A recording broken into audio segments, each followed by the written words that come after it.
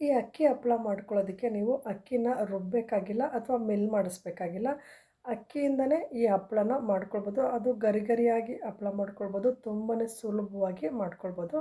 ಈ ಹಪ್ಪಳನ ಎಣ್ಣೆಗೆ ಹಾಕಿದ್ರೆ ಅದ್ರ 2 ಪಟ್ಟಷ್ಟು ಹರಳ್ಕೊಳ್ಳುತ್ತೆ. ನೋಡಿ ತುಂಬಾ ಸಾಫ್ಟಾಗಿ ಗರಿ ಗರಿಯಾಗಿರುತ್ತೆ. ಹಪ್ಪಳ ತಿನ್ನೋದಕ್ಕೆ ಸಾಫ್ಟ್ ಇರುತ್ತೆ, ಗರಿ ಗರಿಯಾಗಿ ಇರುತ್ತೆ.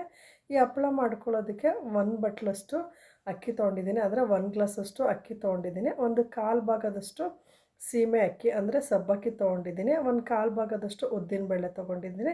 ಇದನ್ನು ಹಿಂದಿನ ದಿನ ರಾತ್ರಿಯೇ ನೀರಿನಲ್ಲಿ ನೆನೆಸಿಟ್ಕೊಂಡಿದ್ದೆ. ಬೆಳಿಗ್ಗೆ ಎದ್ದು ನಾನು ಅದನ್ನು ಕುಕ್ಕರಲ್ಲಿ ಕೂಗಿಸ್ಕೊಳ್ತಿದ್ದೀನಿ. ಅಕ್ಕಿ ನೆನೆಸಿರುತ್ತಲ್ವ ಅದನ್ನ ನೀರನ್ನು ಸಪ್ರೇಟ್ ಮಾಡಿಕೊಂಡು ಕುಕ್ಕರ್ಗೆ ಹಾಕ್ಕೊಂಡು 5 ಗ್ಲಾಸಷ್ಟು ನೀರು ಹಾಕ್ಕೊಂಡಿದ್ದೀನಿ. 1 ಗ್ಲಾಸ್ ಅಕ್ಕಿಗೆ 5 ಗ್ಲಾಸ್ ನೀರು ಹಾಕ್ಕೊಂಡು ಉಪ್ಪು, ಸ್ವಲ್ಪ ಮೆಣಸಿನ ಪೌಡರು ಮತ್ತು ಚಿಲ್ಲಿ ಪೌಡರ್ ಹಾಕಿ ಕೂಗಿಸ್ಕೊಂಡು ನೋಡಿ ಈ ರೀತಿ ಸ್ಮ್ಯಾಶ್ ಆಗೋವರೆಗೂ ಕೂಗಿಸ್ಕೊಂಡಿದ್ದೀನಿ. ಒಂದು 4-5 ವಿಷಲ್ ಕೂಗಿಸ್ಕೊಂಡಿದ್ದೀನಿ. ಒಂದಕ್ಕೆ 5 ಪಟ್ಟು ನೀರು ಹಾಕಿರೋದ್ರಿಂದ ಅಕ್ಕಿ ಎಲ್ಲ ಸ್ಮ್ಯಾಶ್, ಅನ್ನ ಎಲ್ಲ ಸ್ಮ್ಯಾಶ್ ಆಗಿರುತ್ತೆ, ಜೊತೆಗೆ ಸಾಫ್ಟ್ ಆಗಿರುತ್ತೆ.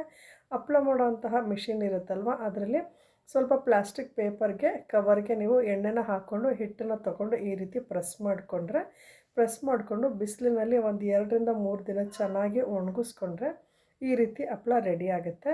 ಈ ಹಪ್ಪಳ ರೆಸಿಪಿ ಇಷ್ಟ ಆದರೆ ವಿಡಿಯೋನ ಲೈಕ್ ಮಾಡಿ, ಶೇರ್ ಮಾಡಿ. Thank you.